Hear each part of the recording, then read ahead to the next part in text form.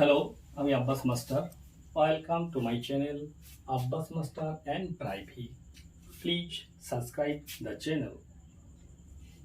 আগের দিন আমি আমার এই চ্যানেলের প্রথম ভিডিওতে যুক্তিবিদ্যা সম্পর্কে আলোচনা করে যুক্তির মূল ভিত্তি যে বচন এবং বচনের যুক্তির অঙ্গ সেই পর্যন্ত আলোচনা করেছি। আজকে আলোচনার বিষয় হচ্ছে বচন কি। What you mean by proposition.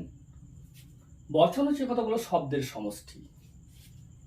এই শব্দের সমষ্টির মধ্যে যেগুলো ব্যাকরণসম্মত নিয়মে ঠিকমতো গঠিত হয় এবং যা একটা অর্থ প্রকাশ করে। যেমন সাহেব বাবু হন একজন সৎ ব্যবসায়ী, অথবা ছাগল হয় তৃণভোজী প্রাণী। এই যে বাক্যগুলো ব্যাকরণসম্মতভাবে গঠিত হয়েছে এবং একটা অর্থ প্রকাশ করেছে।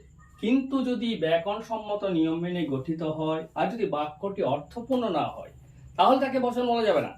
যেমন 5 সংখ্যাতে ঘুমাচ্ছে, অথবা শনিবারে গায়ের রং লাল। এইরকম বাক্যগুলো ব্যাকরণ নিয়ম মেনে চললেও তা কিন্তু অর্থপূর্ণ নয়। আর অর্থপূর্ণ না হওয়ার জন্য সেই বাক্যগুলি কখনোই বচনে রূপান্তরিত হতে পারবে না। তাহলে বাক্যের মধ্যে যে শব্দগুলো কোনো বিষয় সম্বন্ধে বিবৃতি দেয় বা ঘোষণা করে, সেই বাক্যগুলোকে আমরা বচনে রূপান্তরিত করতে পারবো। আবার প্রশ্ন হলো, বাক্য আবার বিভিন্ন রকম হয়। আদেশমূলক, বিস্ময়মূলক, অনুরোধমূলক, বর্ণনামূলক ইত্যাদি। এদের মধ্যে বর্ণনামূলক বাক্যগুলি কেবলমাত্র বচনে রূপান্তরিত হতে পারে, কারণ বর্ণনামূলক বাক্যগুলোতে কোনো কিছু সম্বন্ধে বিবৃতি দেওয়া হয় বা ঘোষণা করা হয়। এই ঘোষণামূলক বাক্যকেই বচন বলা যাবে বা বচনে রূপান্তরিত করা যাবে। এই জন্য বলা হয় বচন হচ্ছে এক ধরনের ঘোষক বাক্য। এই ঘোষক বাক্যগুলো অর্থপূর্ণ হয় এবং এদের দুটো অংশ আছে, একটা হলো উদ্দেশ্য আর একটা হচ্ছে বিধেয়।